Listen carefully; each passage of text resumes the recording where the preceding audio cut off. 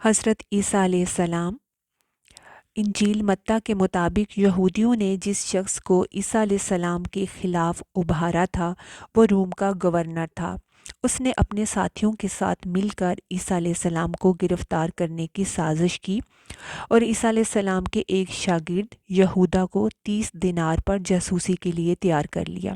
ان دنوں عیسیٰ علیہ السلام مذہبی تہوار منانے بیت المقدس آئے ہوئے تھے۔ یہاں عیسیٰ علیہ السلام نے کھانا کھایا اور اپنے 11 شاگردوں سمیت گھر سے باہر ایک جگہ رات گزارنے تشریف لے گئے۔ پھر اپنے شاگردوں سے الگ ہو کر اللہ سے یوں دعا کی، اے میرے اللہ، اگر ہو سکے تو یہ پیالہ یعنی موت مجھ سے ٹل جائے۔ اس کے بعد اللہ تعالیٰ نے آپ کو تسلی دی، یعنی جواب میں اللہ تعالیٰ نے آپ کو تسلی نازل فرمائی۔ علماء کا اس پر اتفاق ہے کہ جب یہودی عیسیٰ علیہ السلام کے شاگرد یہودا کی رہنمائی پر وہاں پہنچے جہاں عیسیٰ علیہ السلام ان کے شاگرد تھے، تو ان لوگوں نے عیسیٰ علیہ السلام اور ان کے حواریوں کا محاصرہ کر لیا۔ اسی وقت اللہ تعالیٰ نے عیسیٰ علیہ السلام کو آسمان پر اٹھا لیا اور مخبری کرنے والے یہودا شاگرد کی شکل عیسیٰ علیہ السلام کی مشابہ کر دی، یعنی ان جیسی کر دی۔ چنانچہ حکومت کے اہلکاروں، یہودیوں، حتیٰ کہ خود حواریوں نے بھی اس کو عیسیٰ علیہ السلام سمجھ لیا اور اس کو لے جا کر پھانسی پر چڑھا دیا، جیسا کہ سورۃ النساء میں اللہ تعالیٰ فرماتے ہیں، اور اس وجہ سے بھی ہم نے ان پر لعنت کی کہ انہوں نے کہا کہ ہم نے مسیح ابن مریم جو کہ اللہ کا رسول ہے اسے قتل کیا ہے، حالانکہ انہوں نے نہ اسے قتل کیا اور نہ سولی دیا، لیکن ان کو شبہ پڑ گیا، اور جو لوگ اس میں اختلاف کر رہے ہیں وہ خود شک میں ہیں، انہیں حقیقت حال کا کچھ علم نہیں، محض ظن یعنی گمان کے پیچھے لگے ہوئے ہیں، اور یہ یقینی بات ہے کہ انہوں نے عیسیٰ ابن مریم کو قتل نہیں کیا تھا بلکہ اللہ نے انہیں اپنی طرف اٹھا لیا تھا، اور اللہ بہت زور آور اور حکمت والا ہے۔ عیسائی اور یہودی اس بات پر متفق تھے کہ عیسیٰ علیہ السلام کو سولی چڑھا دیا گیا ہے، لیکن ان میں تھوڑا سا اختلاف تھا۔ یہودی کہتے تھے کہ وہ قتل ہو گئے ہیں، جبکہ عیسائی کہتے تھے کہ وہ 3 دن تک مردہ رہنے کے بعد زندہ ہوئے اور آسمان پر چلے گئے۔ اللہ تعالیٰ نے ان دونوں گروہوں کی تردید کرتے ہوئے فرمایا کہ یہ شک میں مبتلا ہیں، دراصل یہ لوگ عیسیٰ علیہ السلام کو گرفتار نہ کر سکے تھے۔ بہرحال عیسیٰ علیہ السلام کے آسمان پر اٹھائے جانے کے بعد یہود غالب آ گئے اور دین عیسوی کی اشاعت پر پابندی لگا دی۔ البتہ خفیہ طور پر لوگ اس دین سے آگاہی حاصل کرتے رہے اور یہ سلسلہ 240 سال تک یوں ہی چلتا رہا، یہاں تک کہ ایک بادشاہ نے عیسائی مذہب قبول کر لیا۔ وہ ملک روم کا بادشاہ تھا اور بہت بڑا بادشاہ تھا۔ اس وقت دین عیسوی جو تھا وہ خوب پھیلا، لیکن اس بادشاہ نے دین میں شرک والے کچھ طریقے شامل کر لیے۔ ایک روایت کے مطابق وہ 240 سال تک توحید پر قائم رہے۔ یہ بادشاہ قسطنطنیہ پہنچا، وہاں عیسوی مذہب کو اپنے اقوال کے ساتھ زندہ کرنا چاہا۔ اس بادشاہ نے علماء، درویشوں اور پادریوں کو منتخب کیا۔ اس وقت ظاہری اور واضح کفر کے دروازے کھل گئے تھے۔ پھر عیسائیوں کے 3 فرقے بن گئے۔ ایک کہنے لگا، ہمارے درمیان اللہ نے اپنی مرضی کے مطابق کچھ عرصہ قیام کیا پھر آسمان پر چلا گیا، ان لوگوں کو یعقوبیہ کہتے ہیں۔ دوسرے گروہ نے کہا، ہمارے درمیان اللہ کے بیٹے نے جب تک چاہا قیام کیا اور پھر اللہ نے اسے اپنی طرف اٹھا لیا، انہیں نستوریہ کہتے ہیں، اور ان کی کثرت ہوئی۔ اکثر نصارہ کا یہی عقیدہ تھا۔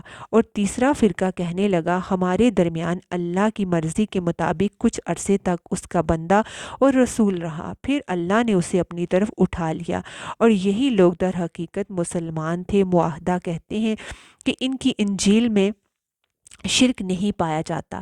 ان کی انجیل کا نام انجیل برناباس ہے۔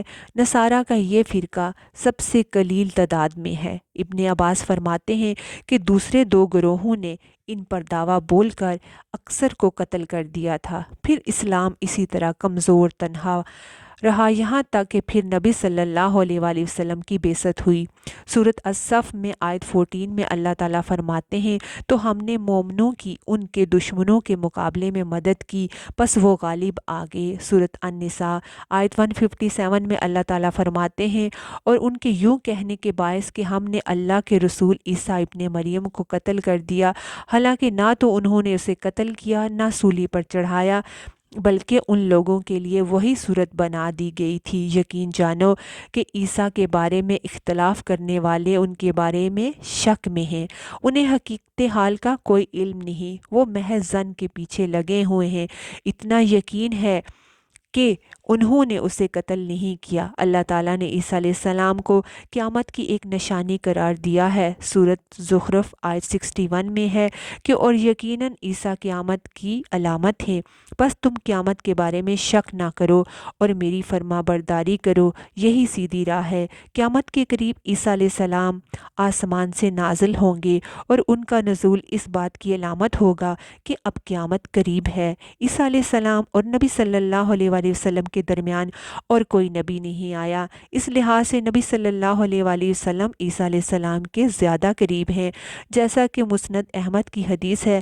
نبی صلی اللہ علیہ وآلہ وسلم نے فرمایا، انبیاء سب ایک باپ کے بیٹے بھائی کی طرح ہیں، مائیں جدا جدا ہیں اور دین ایک ہے، اور تمام لوگوں سے زیادہ عیسیٰ علیہ السلام کے نزدیک میں ہوں، کیونکہ میرے اور ان کے درمیان کوئی نبی نہیں ہے۔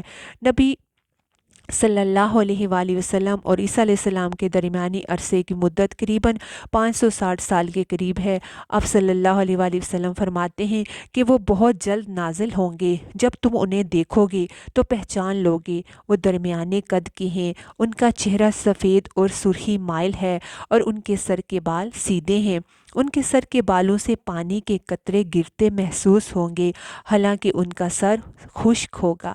وہ مسجد دمشق کے سفید منارے پر اتریں گے، صلیب کو توڑ دیں گے، خنزیر کو قتل کر دیں گے، جزیے کو ختم کر دیں گے، عیسائیت سمیت تمام باطل دینوں کو ختم کر دیں گے، نصرانیت کی تمام علامات مثلاً صلیب، خنزیر کا خاتمہ کر دیں گے۔ ان کے زمانے میں تمام مذاہب ختم ہو جائیں گے، صرف اسلام باقی رہ جائے گا۔ دجال کو بھی اللہ تعالیٰ عیسیٰ علیہ السلام کے ہاتھوں قتل کروا دیں گے۔ پوری زمین پر صرف اسلام ہوگا، پوری زمین امن کا گہوارہ بن جائے گی، جہاں تک ایسا ہوگا کہ بکری اور شیر مل کر زندگی بسر کریں گے، بچے سانپوں سے کھیلیں گے، کوئی کسی کو تکلیف نہ دے گا۔ عیسیٰ علیہ السلام زمین پر 40 سال تک قیام کریں گے، پھر آپ کی وفات ہو جائے گی، مسلمان آپ کی نماز جنازہ ادا کر کے آپ کو دفن کر دیں گے۔ قیامت کے دن اللہ تعالیٰ ان سے فرمائیں گے، سورۃ المائدہ آیت 116 تا 117 میں اللہ تعالیٰ فرماتے ہیں، اور وہ وقت بھی قابل ذکر ہے جب اللہ فرمائیں گے، اے عیسیٰ ابن مریم، کیا تم نے ان لوگوں سے کہا تھا کہ مجھے اور میری ماں کو بھی اللہ کے علاوہ معبود قرار دے دو؟ عیسیٰ علیہ السلام عرض کریں گے کہ تو پاک ہے، مجھے کسی طرح لائق نہ تھا کہ میں ایسی بات کہتا جس کے کہنے کا مجھے کوئی حق نہیں، اور اگر میں نے کہا ہوگا تو تجھے علم ہوگا، تو میرے دل کی بھی بات جانتا ہے، اور جو کچھ تیرے نفس میں ہے میں اس کو نہیں جانتا، تمام عیبوں کا جاننے والا تو ہی ہے، میں تو اس سے اور کچھ زیادہ نہیں جانتا مگر تو ہی جو جانتا ہے، اور کہ میں نے تو وہی کہا تھا جو تو نے مجھے کہنے کا حکم دیا تھا کہ تم اللہ کی بندگی کرو، اور جو کہ میرا بھی رب ہے اور تمہارا بھی رب ہے، اور میں ان پر گواہ رہا جب تک کہ میں ان میں زندہ رہا، پھر جب تو نے مجھے اٹھا لیا تو ہی ان پر نگران تھا، اور تو ہر چیز کو خوب جانتا ہے، خبر رکھتا ہے۔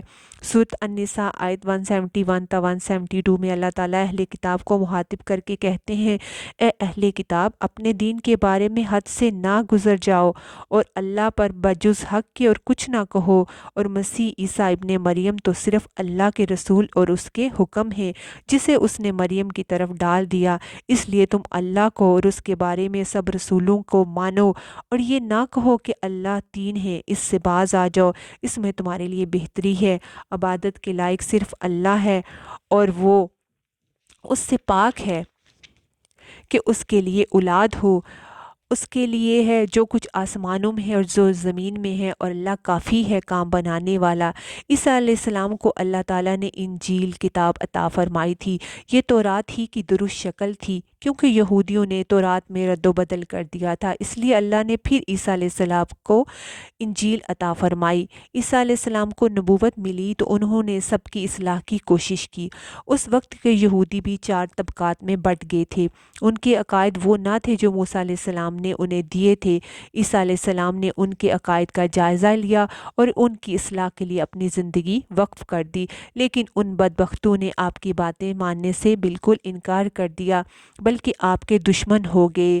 آج عیسائیوں کے ہاں 4 انجیلیں رائج ہیں۔ سوال یہ پیدا ہوتا ہے کہ موجودہ 4 انجیلیں وہی ہیں یا عیسیٰ علیہ السلام کے بعد لکھی گئی ہیں؟ یہ ایسا سوال ہے جو مدت سے سوال چلا آ رہا ہے۔ اس کا جواب دینے سے عیسائی عالم بھی قاصر ہیں۔ عیسائی عالم تک اس بات کا اقرار کرتے نظر آتے ہیں کہ ان میں سے کوئی ایک انجیل بھی عیسیٰ علیہ السلام کی انجیل نہیں ہے، اور نہ اس کا خالص ترجمہ موجود ہے۔ موجودہ انجیلوں کے بارے میں عیسائیوں کے ہاں کوئی ایسی سند موجود نہیں جس کی بنا پر وہ یہ کہہ سکیں کہ ان کے ہاں موجود روایتوں کا سلسلہ عیسیٰ علیہ السلام یا ان کے شاگردوں تک پہنچتا ہے۔ خود عیسائیت کی مذہبی تاریخ اس بات کی گواہ ہے کہ پہلی صدی عیسوی سے چوتھی صدی عیسوی کے شروع تک عیسائیوں میں 21 سے زیادہ انجیلیں الہامی یقین کی جاتی تھی، لیکن 325 عیسوی میں ان میں سے 4 کو منتخب کر لیا گیا، باقی کو غیر مستند قرار دیا گیا۔ 4 انجیلوں کا یہ انتخاب بھی کسی تاریخی یا علمی بنیاد پر نہیں کیا گیا تھا، بلکہ اس کے لیے ایک طرح کی فال نکالی گئی تھی۔ اس فال کو الہامی اشارہ سمجھ لیا گیا۔ ان 4 انجیلوں میں متی کی انجیل سب سے قدیم گنی جاتی ہے۔ اس کے باوجود عیسائیوں کے پرانے عالم یہ بات تسلیم کرتے ہیں کہ یہ انجیل متی اصل نہیں بلکہ اس کا ترجمہ ہے، اس لیے کہ اصل کتاب جو تھی وہ عبرانی زبان میں تھی، جو اب ناپید اور ضائع ہو گئی ہے، اور موجودہ ترجمے کے بارے میں قطعی طور پر یہ نہیں کہا جا سکتا کہ یہ اصل کتاب کا ترجمہ ہے، جبکہ مترجم کا نام تک پتہ نہیں، اور نہ یہ پتہ ہے کہ ترجمہ کس زمانے میں ہوا تھا۔ دوسری انجیل مرقس کی انجیل ہے۔ اس کے بارے میں مشہور عیسائی عالم پطرس گماک اپنی کتاب میں مرقس کی سوانح حیات پر لکھتا ہے کہ یہ نسلاً یہودی تھا اور عیسیٰ علیہ السلام کے حواری پطرس کا شاگرد تھا۔ جب رومیوں نے عیسائیت اختیار کر لی تو اس نے ان کے مطالبے پر یہ انجیل تصنیف کی تھی۔ وہ 68 عیسوی میں اسکندریہ کے قید خانے میں بت پرستوں کے ہاتھوں قتل ہوا۔ تیسری انجیل لوکا کی انجیل ہے۔ عیسائی عالموں میں متی کی انجیل کے بارے میں اتنے اختلاف ہیں، ان سے زیادہ لوکا کی انجیل کے بارے میں موجود ہیں۔ خود لوکا نے اپنی انجیل کے بارے میں لکھا ہے کہ یہ انجیل اس نے شاہ فیلس کے ساتھ خط و کتابت کی بنیاد پر لکھی ہے۔ وہ اس سے مخاطب کر کے لکھتا ہے کہ سچ کی باتیں جن لوگوں نے کانوں سے سنی تھی انہوں نے ہم تک جس طرح پہنچائی اس کو بہت سے لوگ ہم سے نقل کر رہے ہیں، اس لیے میں ضروری سمجھتا ہوں کہ ان کو خود ہی صحیح طریقے پر کر دوں تاکہ تمہیں صحیح حقیقت معلوم ہو جائے۔ اس سے صاف معلوم ہوتا ہے کہ لوکا نے جو عیسیٰ علیہ السلام کا زمانہ تھا وہ نہیں پایا۔ اس کے ساتھ عیسائی عالم یہ بھی بیان کرتے ہیں کہ لوکا کی انجیل مرقس کی انجیل کے بعد وجود میں آئی اور پطرس اور پولس کے مرنے کے بعد تصنیف کی گئی۔ دراصل لوکا طب کا پیشہ کرتا تھا، اس نے عیسیٰ علیہ السلام کو نہیں دیکھا، اور عیسائیت کو سینٹ پال یعنی پولس نے سیکھا، اور سینٹ پال کے بارے میں یہ بات تحقیق کو پہنچ چکی ہے کہ وہ دراصل سینٹ پال جو تھا وہ ایک متعصب یہودی تھا، عیسائیت کا بدترین دشمن خیال کیا جاتا تھا۔ وہ عیسائیوں کے خلاف اپنی جدوجہد جاری رکھے ہوئے تھا، مگر جب اس نے دیکھا کہ اس کی تمام تر مخالفت کے باوجود عیسائیت ترقی کرے جا رہی ہے تو اس نے مکر و فریب سے کام لیا اور اچانک اعلان کیا کہ مجھ سے ایک عجیب معجزہ سرزد ہوا۔ میں صحت کی حالت میں تھا کہ میں ایک دم زمین پر گرا، جیسے کوئی کسی کو کشتی میں پچھاڑ دیتا ہے، اور اسی حالت میں مسیح علیہ السلام نے مجھے چھوا اور سخت الفاظ میں کہا کہ خبردار، آئندہ ہرگز میرے پیروکاروں کے خلاف کوئی قدم نہ اٹھانا۔ بس اس وقت میں مسیح پر ایمان لے آیا اور مسیح کے حکم سے مسیح دنیا کی خدمت کے لیے مامور ہو گیا ہوں۔ مسیح نے مجھے کہا ہے کہ میں لوگوں کو مسیح کی انجیل کی بشارت سنا دوں اور ان کی پیروی کی ترغیب دوں۔ اس طرح اس نے آہستہ آہستہ کلیسا پر قبضہ کیا، ایسا کہ دین عیسوی کی اصل صداقتوں کو مٹا کر اسے بدعتوں اور رسومات کا مجموعہ بنا ڈالا اور پوری مسیحیت کو جو ہے وہ بت پرستی میں بدل ڈالا۔ آج جو عیسائیت قائم ہے وہ اسی پولوس کی ایجاد کردہ مسیحیت ہے، لہٰذا کون اس کے بعد دعویٰ کر سکتا ہے کہ اس کے شاگرد لوکا کی انجیل الہامی انجیل ہے؟ چوتھی انجیل یوحنا کی انجیل ہے۔ اس کے بارے میں عیسائیوں کا عقیدہ ہے کہ یہ عیسیٰ علیہ السلام کے محبوب شاگرد یوحنا کی انجیل ہے۔ وہ حضرت عیسیٰ علیہ السلام کے 12 حواریوں میں سے ایک تھا۔ یوحنا کی انجیل کو ان کی انجیل کہا جاتا ہے، یوحنا کی انجیل کہا جاتا ہے، لیکن خود عیسائی عالموں کا یہ دعویٰ ہے کہ یوحنا کی انجیل خود یوحنا کی تصنیف کردہ نہیں ہے۔ یہ تھا ان چاروں انجیلوں کا تعارف، اور اس سے ان کی حقیقت واضح ہو جاتی ہے۔ عیسائیوں کے عقائد کا واضح پتہ چلتا ہے اور ان کے باطل عقائد کا پتہ چلتا ہے۔ عیسیٰ علیہ السلام اللہ کے نبی، رسول اور پیغمبر ہیں، اور اس کے نبی ہیں۔ ان کے اور نبی صلی اللہ علیہ وآلہ وسلم کے بیچ میں کوئی نبی نہیں آیا۔ اب صلی اللہ علیہ وآلہ وسلم آخری نبی ہیں، آپ کے بعد کوئی نبی نہیں آئے گا۔ اور حضرت عیسیٰ علیہ السلام جو قیامت کے قریب دوبارہ دنیا میں تشریف لائیں گے، وہ جو ہیں وہ نبی صلی اللہ علیہ وآلہ وسلم کے فالورز کے طور پہ ہی دنیا میں تشریف لائیں گے۔